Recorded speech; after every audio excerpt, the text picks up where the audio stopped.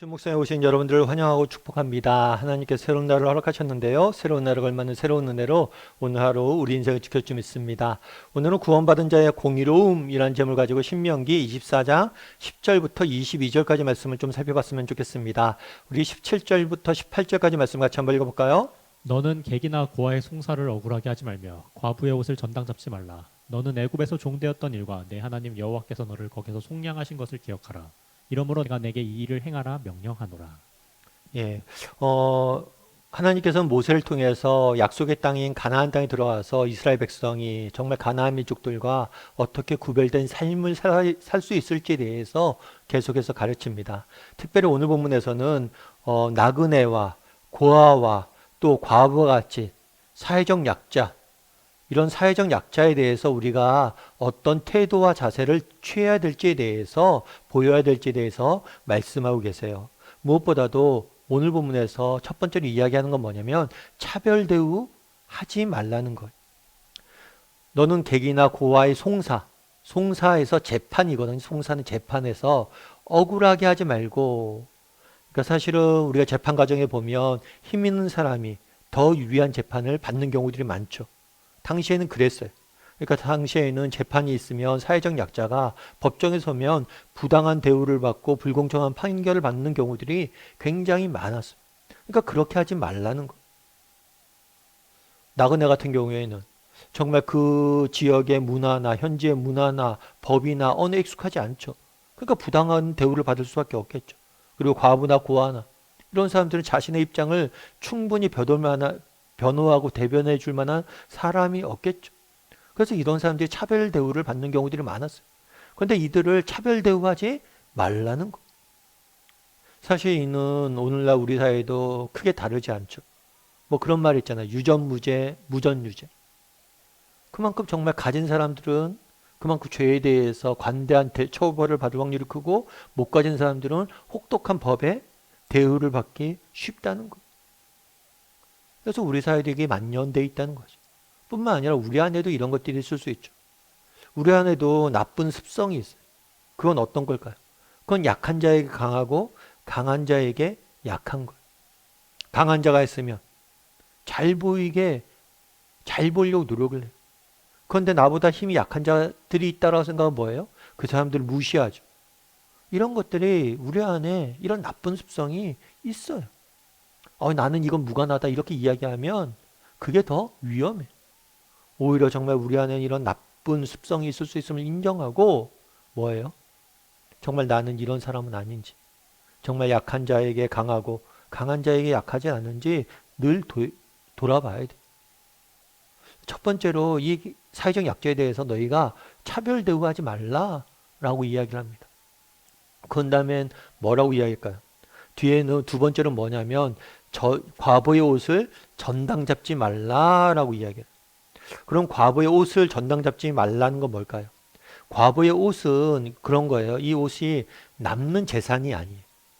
정말 옷이 한 벌밖에 없어요. 그럼 그 옷마저 뺏는다면 이 사람은 입을 옷조차도 없잖아요. 그러니까 최소한의 생계 수단은 보장해 주라는 거예요. 사회적 약자나 가난한 사람들이 있다면 정말 최소한의 그들의 인권과 권리와 생계는 너희가 보장해주기 위해서 노력을 해야 된다는 거예요. 그들이 가진 마지막 것까지 너희가 뺏어서는 안 된다고 말하고 있는 거죠.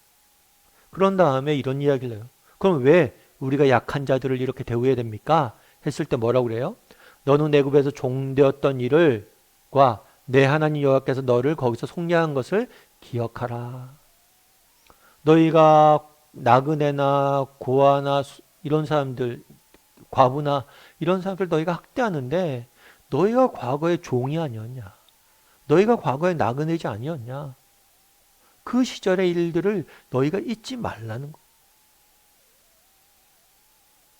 우리도 마찬가지란 거죠.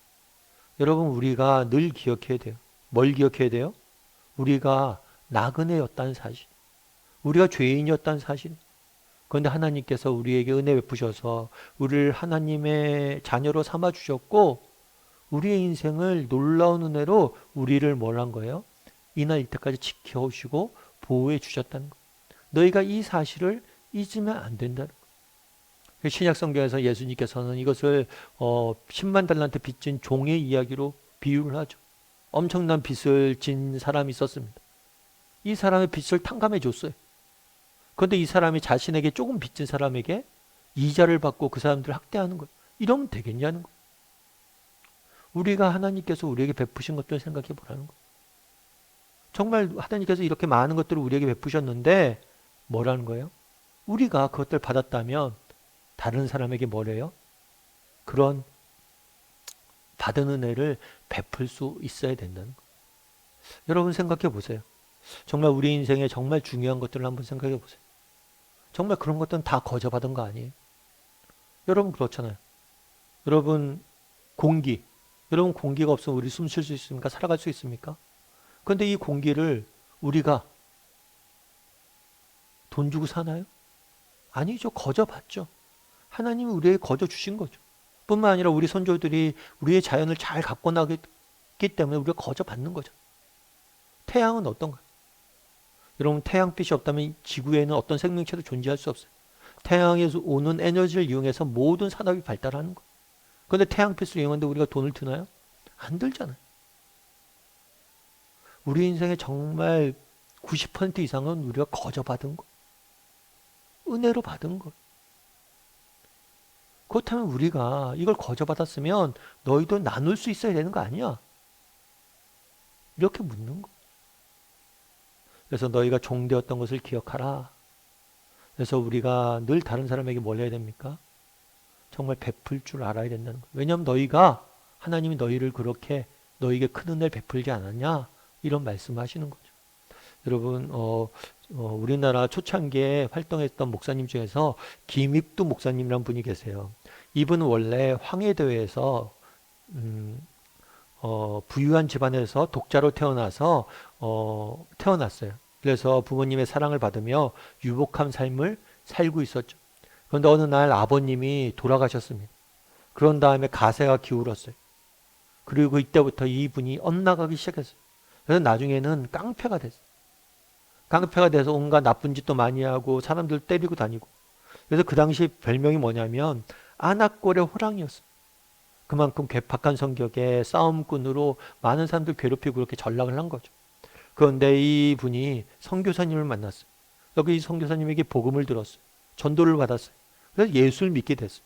나중에 목사까지 된 거죠.